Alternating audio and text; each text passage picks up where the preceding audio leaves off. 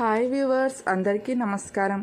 గుడిలో దైవ దర్శనం చేసుకున్న ప్రతి ఒక్కరూ దేవాలయంలో ఉన్న హుండీలో కానుకలు వేస్తూ ఉంటారు. అయితే హిందూ విశ్వాసాల ప్రకారం గుడిలో ఉన్న హుండీలో ఎన్ని రూపాయలు వేస్తే పుణ్యప్రాప్తి వరిస్తుంది అనే వివరాల గురించి ఫ్రెండ్స్ ఈ వీడియోలో వివరంగా తెలుసుకునే ముందు ఒక లైక్ కొట్టి సబ్స్క్రైబ్ చేయండి. ఎందుకంటే మీరు చేసే లైక్ల వలన మరిన్ని వీడియోలను మీ ముందుకు ఉంచగలము. దేవాలయంలో ఉన్న దేవుడు హుండీలో 7 రూపాయలు వేస్తే మీ జీవితంలో ఉన్న కష్టాలన్నీ దూరమవుతాయి. అలాగే మీ కుటుంబంలో ఎవరికైనా అనారోగ్య సమస్యలు ఉంటే అవి వెంటనే తగ్గిపోతాయి. నవరాత్రుల సంఖ్య 9 కాబట్టి దేవుని హుండీలో రూపాయలు 9 వేస్తే శత్రుల బాధలు, మీ జాతకంలో ఉన్న శనిదోషాలన్నీ వెంటనే దూరమవుతాయి. అలాగే అమ్మవారి అనుగ్రహం మీ కుటుంబంపై ఎల్లప్పుడూ సుసంపన్నంగా ఉంటుంది. 11 అనేది చంద్రుడికి ఇష్టమైన సంఖ్య కాబట్టి గుడిలో ఉన్న దేవుడి హుండీలో 11 రూపాయలు వేస్తే దేవుని అనుగ్రహం వల్ల మీ అప్పుల బాధలన్నీ వెంటనే తీరిపోతాయి. అలాగే దేవుడి హుండీలో 12 రూపాయలు వేస్తే మీ కుటుంబం మొత్తం ఎల్లప్పుడూ సుఖ సంతోషాలతో, సిరి సంపదలతో ఆరోగ్యంగా ఉంటారు. చాలామందికి తమ జాతకంలో అదృష్టం అనేదే ఉండదు, ఏ పని చేసినా ఫలితం ఉండదు. అలాంటి వారు దేవుడి హుండీలో 12 రూపాయలు వేస్తే మీ జాతకంలో ఉన్న దురదృష్టం తొలగిపోయి అదృష్టం కలిసి వస్తుంది. అలాగే 54 అనేది గురు అనుగ్రహ సంఖ్య కాబట్టి దేవాలయంలో ఉన్న హుండీలో 54 రూపాయలు వేస్తే గురు అనుగ్రహం లభించి మీరు చేపట్టిన అన్ని పనుల్లో విజయం సాధిస్తారు. అలాగే మీకు లక్ష్మీ కటాక్షం లభిస్తుంది. 116 అనేది ఆశీర్వాద మూల సంఖ్య. గత జన్మలో మనం తెలిసి తెలియక చేసిన పాపాలన్నీ నశించాలంటే దేవుని హుండీలో 116 రూపాయలు వేయాలి. దీని వలన 3 దేవతల ఆశీర్వాదం పొందవచ్చు. దేవుడి హుండీలో 101 రూపాయలను వేస్తే అఖండ రాజయోగం, అఖండ ఐశ్వర్యం కలుగుతుంది. దేవాలయం అనేది పవిత్రతకు ప్రతిరూపం. అలాంటి విశిష్టతను సంతరించుకున్న గుడికి వెళ్ళినప్పుడు భక్తులు తప్పనిసరిగా కొన్ని నియమాలు పాటించాలి. గుడికి వెళ్లే ముందు శుచిగా స్నానం చేసి నుదుటన కుంకుమ ధరించి సాంప్రదాయ వస్త్రాలతోనే దేవుడిని దర్శించుకోవాలి. ముఖ్యంగా ఎర్రటి వస్త్రాలు ధరించి గుడికి వెళ్తే చాలా మంచిది. గుడికి చేరుకోగానే కాళ్ళు చేతులు శుభ్రంగా కడుక్కోవాలి. దేవాలయానికి వెళ్ళగానే ముందుగా కాళ్ళు చేతులను శుభ్రం చేసుకొని ధ్వజస్తంభం చుట్టూ 3 ప్రదక్షిణలు చేయాలి. ధ్వజస్తంభాన్ని దర్శించుకున్న తర్వాత దేవాలయంలోకి వెళ్ళి గర్భగుడి చుట్టూ ప్రదక్షిణలు చేయాలి. చాలామంది గుడిలో ప్రదక్షిణలు చేసేటప్పుడు గుడి వెనుక భాగాన్ని తాకుతూ ఉంటారు, కానీ ఇది మహాపాపం.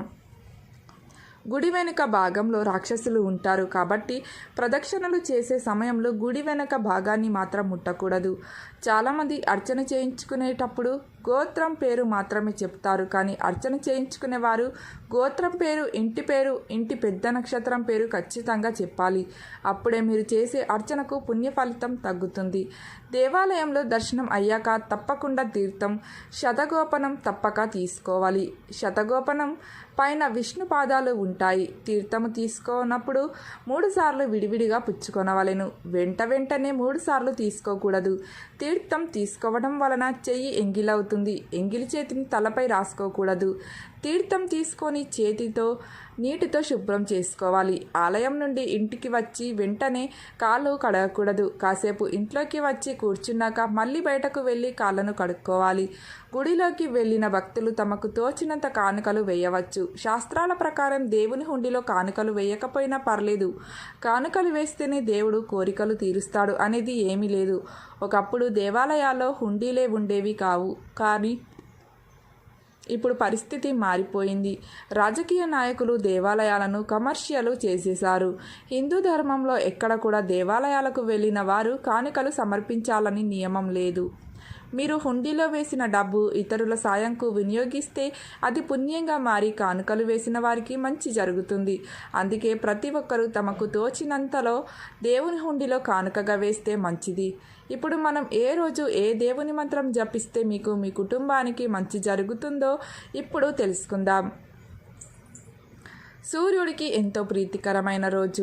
ఆదివారం రోజున సూర్యుడికి అర్ఘ్యం సమర్పిస్తే శుభ ఫలితాలు కలుగుతాయి. ఆదివారం రోజున ఓం సూర్యదేవాయ నమః అనే మంత్రాన్ని జపిస్తే సూర్య భగవానుడి అనుగ్రహం ఖచ్చితంగా లభిస్తుంది. సోమవారం అంటే శివునికి ఎంతో ఇష్టమైన రోజు. సోమవారం రోజున బిల్వపత్రాలతో శివుడిని పూజించడం వల్ల సిరి సంపదలు కలుగుతాయి. సోమవారం శివాలయాన్ని దర్శించడం వలన పరమేశ్వరుడి అనుగ్రహం మీపై ఎల్లవేళలా ఉంటుంది.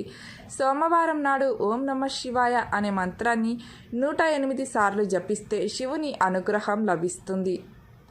ఆంజనేయ స్వామికి ఇష్టమైన మంగళవారం రోజున హనుమంతుడి ఆలయాన్ని దర్శిస్తే శుభ ఫలితాలు దక్కుతాయి. ఆంజనేయ స్వామికి తమలపాకులు వేసి పూజ చేస్తే అనారోగ్య సమస్యలు రావని భక్తులకు నమ్మకము. మంగళవారం రోజున జై హనుమాను అనే మంత్రం జపిస్తే హనుమంతుడి అనుగ్రహం మీ కుటుంబంపై లభిస్తుంది. వినాయకుడికి అత్యంత ఇష్టమైన బుధవారం రోజున గరికమాలతో వినాయకుడిని పూజిస్తే మీ జీవితంలో ఉన్న ఆటంకాలు తొలగిపోతాయి.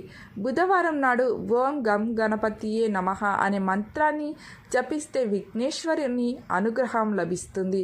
కష్టాలు బాధలు అన్నీ తొలగిపోతాయి. సాయిబాబాను గురువారం పూజించడం చాలా మంచిది. ఆయుష్ను మంచి ఆరోగ్యాన్ని కోరుకునేవారు తమ ఇష్టదైవానికి గురువారం రోజున పాలతో చేసిన పదార్థాలను నివేదించాలి. మీరు అనుకున్న కోరికలు త్వరగా నెరవేరాలంటే గురువారం రోజున సాయిబాబా దేవాలయంలో దునిలో కొబ్బరికాయను వేయండి.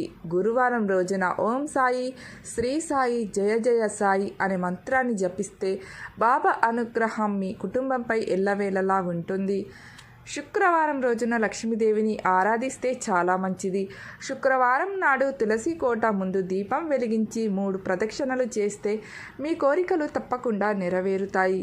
శుక్రవారం రోజున గుమ్మానికి పసుపు రాసి కుంకుమ బొట్లు పెడితే పచ్చగా ఉన్న గుమ్మాన్ని చూసి లక్ష్మీదేవి ఇంట్లోకి ప్రవేశిస్తుంది. శుక్రవారం నాడు ఓం లక్ష్మీదేవియే నమః అనే మంత్రాన్ని జపిస్తే లక్ష్మీదేవి అనుగ్రహం లభిస్తుంది. కలియుగ దైవం వెంకటేశ్వరుడికి శనివారం అంటే ఎంతో ఇష్టం. శనివారం వెంకటేశ్వర స్వామి ఆలయానికి వెళ్ళి ప్రదక్షిణలు చేస్తే మీకున్న దోషాలు తొలగిపోతాయి. ఆ శ్రీనివాసుడని ఓం నమో వెంకటేశాయ అని జపించడం వలన మీకున్న సమస్యలు, ఆర్థిక కష్టాలు అన్నీ తొలగిపోయి సుఖ సంతోషాలతో జీవిస్తారు. మా వీడియో కనుక మీకు నచ్చినట్లయితే లైక్ కొట్టి ఓం నమః శివాయ అని చిన్న కామెంట్ పెట్టండి. అలాగే సబ్స్క్రైబ్ చేసుకోవడం మాత్రం మర్చిపోకండి. ధన్యవాదములు.